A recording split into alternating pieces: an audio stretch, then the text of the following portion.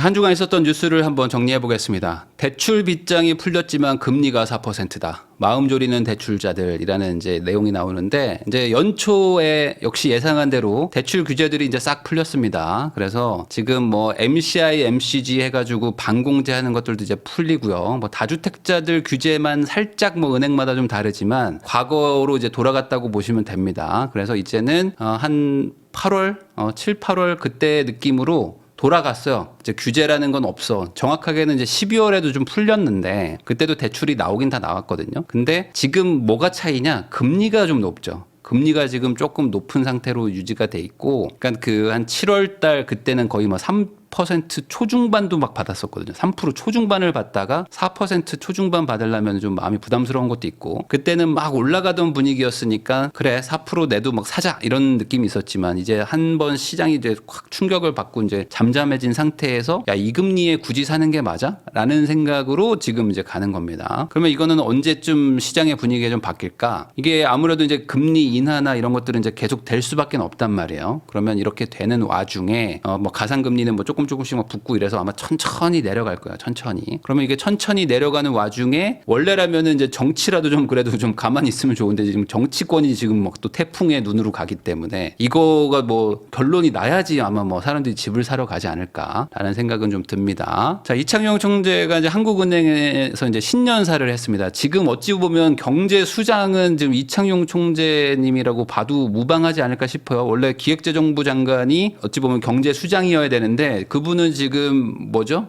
지금 대통령 권한대행 겸 경제부총리 겸 지금 국무총리 겸 지금 기획재정부 장관이잖아요. 그러다 보니까 지금 그분은 다른 거 해야 된단 말이지. 그러니까 지금 이창용 총재가 어찌 보면은 지금 그 수장을 맡아서 하고 있는 거나 마찬가지인데, 통화정책을 기민하게 운영하겠다. 금리 인하 속도도 유연하게 결정하겠다라고 얘기를 합니다. 왜 그러냐면 지난주였나요? 한 열흘 전쯤, 그러니까 크리스마스 때쯤 해가지고 이 총재가 이런 얘기를 합니다. 내년에 추가 인하를 할 수밖에 없다. 이런 얘기를 해가지고 또 시장에서 또 막 이거 어떻게 되냐, 뭐 환율 더 올라가는 거 아니냐, 뭐 이런 얘기가 있었단 말이에요. 그래서 그런지 몰라도 유연하게 결정하겠다라고 얘기는 했습니다. 자, 그렇지만 어쨌든 한국은행에서 금리를 내릴 것 같다라고 시장에서 좀 판단하는 것 같아요. 그러다 보니까 금리가 좀 뭐 내려갔다, 국고채 금리가 내려갔다 이런 얘기들도 지금 있는 거죠. 자, 그리고 지금 오늘인가요? 지금 환율이 좀 안정세를 좀 찾고 있거든요. 그래서 이게 그 한국은행에서 저번에 얘기했듯이 국민연금하고 이제 그 달러를 좀 해치하겠다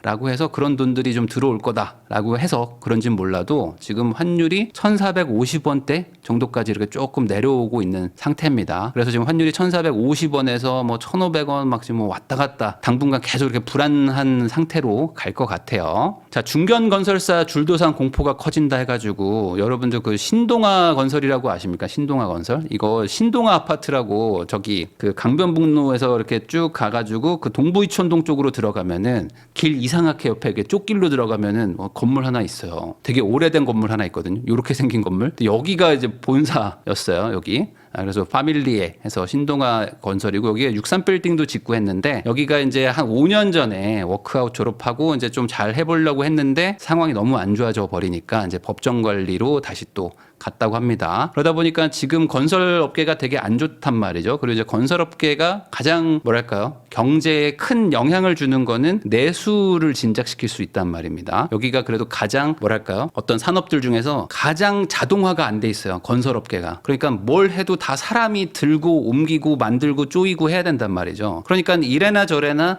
사람을 많이 고용을 한단 말이죠. 그럼 어떻게 됩니까? 사람을 고용해서 몇백만 원이라도 매달 줄 수밖에 없잖아요. 그러니까 이 돈을 받아서 이분들이 또 밥도 사 먹고 술도 먹고 하면서 지방에다가 뭐 건물도 지으면서 이제 지방에 돈이 또 풀리기도 하고 뭐 이러면서 전체적으로 이제 한마디로 이제 모세혈관 같은 데다가 돈을 뿌리기 제일 좋은 그런 방식이 이제 건설 경기를 살리는 건데, 지금 뭐 한 2년째 계속 뭐 지금 상황이 안 좋은 수준이 아니라 너무 안 좋기 때문에 건설 업계들 중에서 이제 좀 괜찮은 회사들도 조금씩 이제 무너지는 게 아닌가라는 우려들이 지금 커지고 있는 겁니다. 자, 이 상황에서 반대로 또 이렇게 공급이 또 줄고 건설사들도 이제 이 뭐랄까 신축을 짓는 거에 대한 부담감이 커지면 커질수록 어떻게 됩니까? 이제 구축들 가격이 또 올라가죠. 그리고 구축이 가격이 올라가는 만큼 또 분양가는 더 올라가 버리니까 이런 상황에서 제일 혜택 아닌 혜택을 보고 있는 사람은 누구죠? 투기과열지구라고 말할 수 있는 이제 4개 구, 송파, 그다음에 용산, 서초, 강남, 송파 요 4개 구 안에 있는 소위 말하는 로또 청약들을 넣을 수 있는 가점이 많은 사람이거나 아니면 운이 너무 좋은 추첨 확률을 뚫고 들어간 그 무주택자들. 이런 분들은 이제 되기만 하면 이제 몇 억씩 이제 돈을 벌게 되는 요 구조로 가는 거죠. 그러니까 요 사람들 뭐 몇백 명, 몇천 명만 혜택을 이제 엄청나게 많이 보는 이것도 이제 사실 문제는 문제인데 그거 없애면 안 된다. 나도 지금 가점 쌓고 있다. 뭐 이런 분들이 워낙 많아가지고 이거는 계속 이 소수만 엄청난 돈을 버는 이 로또가 계속 이어지고 있는데 또 나옵니다. 그래서 원 페럴라 요것도 나옵니다. 그래서 이게 지금 뭐 구평 분양가가 얼마인데 여기서 최소 7억은 번다. 뭐 이런 얘기들이 또 나오고 있는 거죠. 당첨만 되면 당연히 좋겠죠. 왜냐하면 시세보다 주변에 있는 구축들 시세보다도 더 싸게 팔아버리니까. 완전 신축인데. 그러니까 이거는 뭐 100% 안전 마진이라고 보면 되겠죠. 자, 거기만 나오는 게 아닙니다. 이제 송파도 나오고요. 뭐 쭉 나와요. 그래서 뭐 잠실 르엘이라고도 있고요. 이제 아크루드 서초, 레미안 트리니원 해서 반포 쪽, 방배 뭐 이런 데 쭉 나옵니다. 여기가 나오고 그다음에 이제 거의 없어요. 이제는 이게 거의 끝에 다다를 수준입니다. 물론 뭐 26년, 27년에도 뭐 조금씩 있기는 한데 뭐 공사를 해봐야 아는 거기 때문에 계속 늘어질 수 있어서 올해가 거의 뭐 로또 청약의 뭐 마지막 해가 아니지 않을까. 라는 생각도 들고요. 이거 당첨되시는 분들은 엄청나게 좋겠죠? 뭐 몇 억씩 버는 거니까. 자, 한 달 만에 3천만 원 떨어졌다. 41주 만에 보합, 뭐 서울 집값 하락 전환 하나, 뭐 이런 기사들도 나옵니다. 그래서 지금 거래량이 좀 줄었어요. 뭐 한 2, 3천 건 정도 되고 있는데 거래량도 줄었지만은 심리도 많이 좀 이렇게 위축돼 있는 상태다 보니까 거래가 될 때도 조금은 좀 이제 깎아주세요 하면은 말이 좀 먹히는 시장입니다. 그러다 보니 이제 거래가 가끔 뜨면은 이제 지난 뭐 7, 8월에 찍힌 것보다는 조금 빠져가지고 거래도 되고 있다. 라고 보시면 될 것 같아요. 그래서 이런 상황에서 뭐 대다수의 뭐 전문가인 분들은 한 90%? 90% 정도는 상반기는 조금 주춤하고 하반기는 이제 쭉 올라갈 것이다. 이렇게 지금 전망들을 하고 있는데 그 기반에는 기본적으로 전세가 상승을 지금 보고 있고요. 전세가 쭉 상승하는데 이 가격, 매매가는 뭐 대출 규제라든지 뭐 이런 것들 때문에 이제 조금 주춤하면서 붙어버리면 그때 금리 인하는 또 이제 중반 하반에 계속 이어지면서 집을 사야 되겠는데 라는 심리로 발동되지 않을까라는 그런 예측들을 하는 거죠. 2025년에는 세금 폭탄해서 이제 작년 말에도 증여를 좀 했거든요. 그러니까 이걸 제가 왜 다루냐면 강남권에 있는 고가 아파트들이 증여를 안 하다가 세금을 좀 더 걷어야 되겠다라고 정부가 마음을 먹고 뭘 바꿨냐면 기존에는 이제 공시가격이나 이런 걸 가지고 좀 시세보다는 좀 싸게 기준가를 잡아가지고 거기서 뭐 몇 %씩 증여세를 때린 게 있었습니다. 근데 그러다 보니까 이제 실질 세율이 좀 낮았죠. 집값이 만약에 30억인데 한 20억 정도로 낮춰가지고 거기서 세금을 내다 보니까 증여세가 50% 내도 실질적으로 한 30% 내는 느낌? 뭐 이런 거였는데 이제 바뀝니다. 그래서 고가 주택들은 이제 감정평가를 하는 거예요.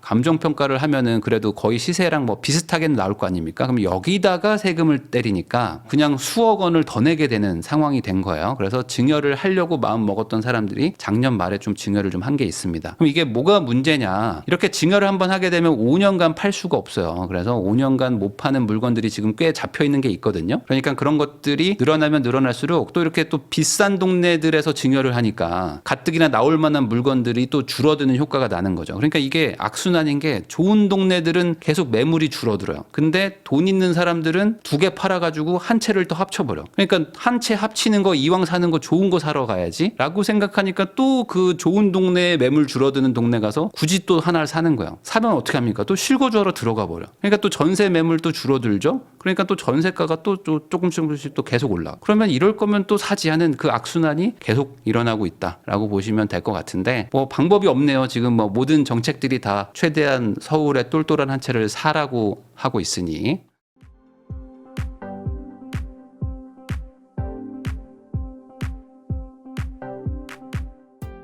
자, 스트레스 DSR 2단계 뒤에 거래 반토막됐다 뭐 이렇게 얘기하지만 이거는 사실은 뭐 이거라기보다는 정확하게는 대출 규제를 갑자기 하면서 그때 전세자금 대출도 막았다 이런 얘기가 나오니까 시장이 이제 빠르게 얼어붙었던 건데, 더 큰 게 온다는 거는 이제 스트레스 DSR을 또 3단계도 합니다. 그래서 집을 살려고 마음을 먹은 사람 입장에서는 대출 규제도 조금 정부가 하려고 하는 분위기도 있단 말이에요. 지금 대출 총액을 조금 관리하려고 하면 보통은 그래도 상반기는 조금 풀어줍니다. 근데 하반기 때 엄청 조이는 게 보통 정부의 스타일이거든요. 상반기부터 조여버리면 하반기에 내가 컨트롤하기가 어렵죠. 그러니까 상반기는 그래도 좀 내비둡니다. 그래서 대출 좀 해. 니네 하고 싶으면 해. 하다가 야 이거 너무 심한데 하면서 조이는 데가 딱 추석 전입니다. 이 여름 휴가 갔다 와서 추석 사이 때 계속 대출 규제를 하고 있는 이유가 이거 너무 많이 하는데? 라고 하면은 조이는 거죠.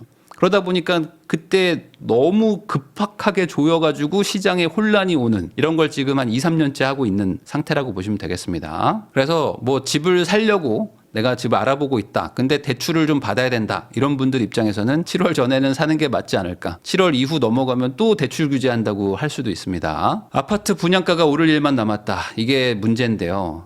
지금 신축을 짓는 게 가뜩이나 물가 상승도 높아졌잖아요. 근데 더 문제가 올해 층간소음도 그렇고 친환경 에너지 사용을 하라는 의무가 이제 적용이 됩니다. 무슨 소리냐?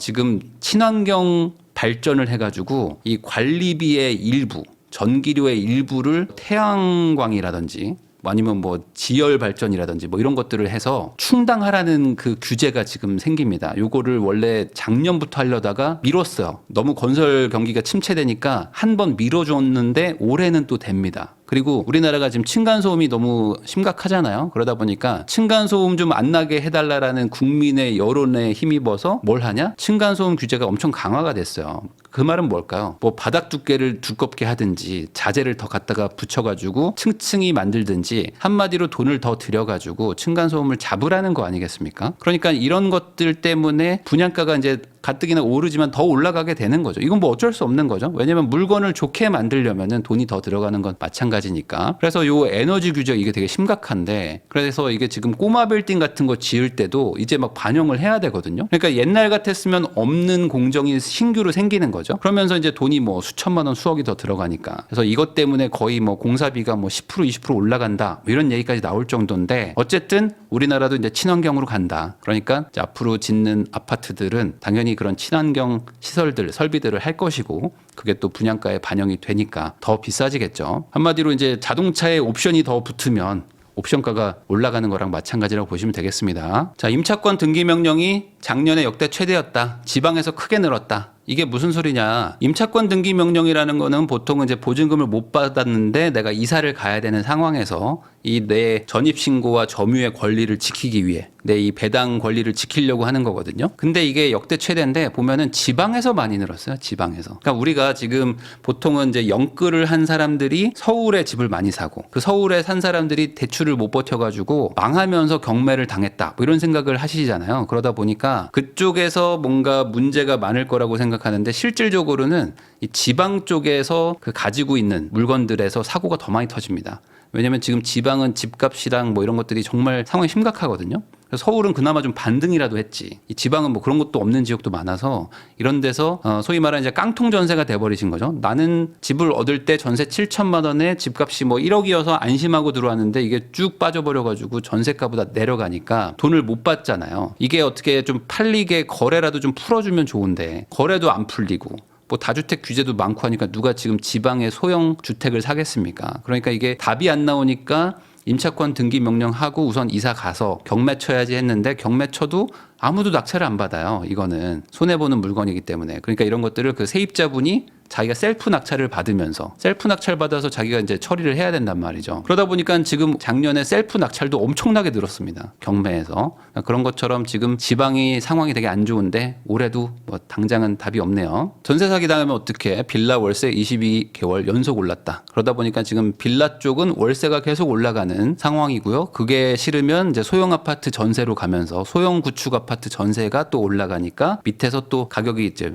밀어 올라가는 그런 효과가 지금 나오고 있다고 보시면 되겠습니다. 자, 서울에서는 소득의 39%를 집 대출 갚는 데 쓴다. 이 제목 보면 여러분 어떠세요? 와, 이거 뭐야? 서울 사람들은 돈 벌어가지고 40%를 대출 갚는 데 쓰면은 나머지 60% 가지고 산다는 게 이게 너무 힘들겠는데? 라는 생각을 하실 수가 있잖아요. 근데 이런 건 좀 분리해서 보셔야 됩니다. 뭐냐면 이게 원금하고 이자를 같이 갚는 겁니다. 원금하고 이자가 합쳐가지고 39%면 여러분들 이게 많은 걸까요? 적은 걸까요? 어떻게 생각하세요? 그래서 이게 보면은 원금과 이자를 같이 갚기 때문에 실질적으로는 이자가 뭐 원금보다 좀 더 크긴 하지만 이 중에 원금은 떼고 생각을 해야 되겠죠. 그 원금을 떼면 실질적으로는 뭐 한 25% 정도? 25% 정도 되겠죠? 20에서 25% 왔다 갔다 할 겁니다. 그러면 원금을 왜 뗍니까? 원금은 저축이니까. 빌린 돈을 갚는 거기 때문에 원금은 저축하는 거잖아요. 그러니까 원금은 원금대로 갚으면서 저축도 하는 건 욕심이지. 그건 욕심인 거죠. 아니 누가 뭐 이렇게 돈을 많이 벌면은 모르겠지만 원금도 갚는데 돈도 남겨가지고 저축까지 할 거야 라고 생각하는 거는 쉽지 않다. 그래서 뭐 적다고 볼 수는 없죠. 그러니까 이 원금은 사실 저축이고 이건 저축이고 이자가 사실상 이제 주거비가 되는 거죠. 주거비. 이자가 주거비, 저축은 원금. 그렇게 따지면 이게 좀 내려가겠죠. 20%대로 내려갑니다. 물론 주거비를 20%나 쓰는 게 너무 비싼 거 아니냐라고 얘기하실 수도 있지만 이 주거비만 내는 건 아니죠. 어찌 보면 이것도 이제 투자 목적도 있었으니까 올라가면은 뭐 이걸로 또 상쇄가 됩니다. 그래서 이제 사람들이 사는 거죠. 그래서 이 서울에서는 39%나 쓴다라고 하면은 이거 너무 많이 쓴다. 서울 팍팍하다라고 하겠지만 사실 우리나라의 주거비는 이 OECD에서도 거의 최하위 수준입니다. 우리나라 전세와 월세의 수준이 다른 선진국들에 비해서 훨씬 낮은 수준이란 말이죠. 그 대신에 이제 매매가는 높고 전월세는 낮은 구조, 이런 구조라서 우리나라의 주거비는 상대적으로 엄청 높은 건 아니다. 집값이 높은 거지. 왜냐면 이제 20억, 30억 하는 아파트도 전세가 막 10억 초중반이잖아요. 전세가율이 막 40%, 30%인 데들도 있습니다. 그러면 그거를 또 기반으로 월세로 바꾸기 때문에 사실 우리나라에서 제일 싸게 살 수 있는 방법은 월세로 사는 거죠. 아파트 월세로 사는 게 비싼 집에서 제일 좋게 사는 구조긴 합니다. 대신에 그런 데서 살다가 이제 집값이 올라가는 게 너무 크니까 거기서 또 이제 현타가 오시는 분들이 있는 거죠. 자, 예금 보호 한도가 이제 1억으로 올라갑니다. 그러니까 이제 어떻게 될까요? 예전 같았으면 5천만 원이기 때문에 5천 막 이렇게 쪼개서 넣는 분들도 있는데 이제 1억 정도로 늘어나니까 그래? 그러면 이제 이금융권에다가 돈을 한번 맡겨볼까? 뭐 이런 생각을 하시는 분들도 좀 늘어나겠죠. 왜냐면 한 2개 정도 은행에만 분산을 시켜도 현금이 한 2억 정도를 이제 묻어둘 수가 있으니까 그러다 보니까 이제 1금융권에서 돈이 조금 빠져나가고 있다고 합니다. 그리고 이제 예금 보호 한도가 5천은 사실 너무 낮아요. 다른 선진국들에 비해서도 낮은 편이고 이것도 상속세와 마찬가지로 이게 한 10수년 전에 만들어 놓고 바꾸질 않은 거예요. 그동안 물가도 엄청나게 올라가고 국가 경제력도 성장을 했는데 기준은 막 한 10몇 년 전 기준으로 5천만 원 이렇게 해놨으니까 1억으로 올렸다고 해서 많이 올린 것도 아닙니다. 그냥 물가 상승률 반영한 정도? 그것도 채 안 된다라고 보시면 됩니다. 그래서 어찌됐든 간에 이제 1억으로 올라가니까 이제 뭐 조금 마음은 그래도 좀 편하겠죠. 자, 노인 떠나면 텅 빈다. 부산 주택 10곳 중에 한 곳은 빈집이다. 이런 기사도 있는데 이게 사실 여러분들 생각해 보시면요. 너무 당연할 수밖에 없는 게 인구가 모든 지역에서 똑같이 줄어드는 게 아니거든요. 이 인구는 특정 지역에서 많이 줄어들고 다른 지역들은 또 안 줄어들거나 오히려 늘기도 합니다. 그러니까 이거는 평균적으로 같이 줄어드는 게 아니죠. 그래서 이 부산도 지금 인구가 줄고 있는 지가 벌써 10몇 년이 넘었잖아요. 그런 상황에서도 부산의 특정 지역의 아파트는 또 가격이 올라가요. 그러니까 이게 왜 올라가는 거지 인구가 주는데? 라고 생각하시면은 좀 안 맞을 수가 있습니다. 그러니까 어차피 그 집을 사려는 매수자들은 이 인구가 줄고 있는 이 동네는 어차피 내 고려 대상도 아닌 거죠. 그러니까 내가 살고 싶은 동네가 명확한 사람들이 대부분이에요. 그러다 보니까 특정 지역에는 집이 막 비어가고 낡아가지만 난 어차피 저 동네 안 갈 거니까 내 고려 대상도 아닌 거고 그러면 내가 고려하고 있는 집은 여기 이 동네인데 이 동네는 뭐 예를 들어 부산 사람이든 뭐 대구 사람이든 뭐 대전 사람이든 다 좋아하는 그런 지역이라면 거기는 또 그래도 가격이 올라가는 그런 일들이 일어납니다. 그래서 이게 인구 감소라는 게 무조건 어떤 특정 지역의 모든 집값을 동시에 똑같은 퍼센트로 낮춘다라고 생각하시면 그거는 좀 잘못된 생각이고 이게 또 오히려 쏠림 현상을 더 만들 수도 있는 거죠. 이 주변 지역들도 어떻겠어요? 이 부산도 빈집이 많아지면 다른 지역들도 빈집이 계속 늘어나는 거겠죠. 그러다 보니까 이런 빈집들을 또 부시고 새로 재개발을 하려고 하는 그런 계획들도 많습니다. 부산, 대구가 특히 주택 노후도가 제일 심각하거든요. 그러다 보니 빈집이 늘어나면 어떻게 될까요? 나중에는 또 여기를 또 이제 전체적으로 또 재개발을 하겠죠. 그러면 또 엄청 낡았던 동네가 순식간에 또 약간 좀 부자 동네로 바뀌기도 하고 이런 일들이 또 일어날 겁니다. 그래서 이게 마냥 나쁘다라고 보기도 좀 뭐해요. 이 투자적인 관점에서 봤을 때는 그러니까 항상 이렇게 순환을 하는 거죠. 사이클이 있다고 보시고 판단하시면 될 것 같습니다.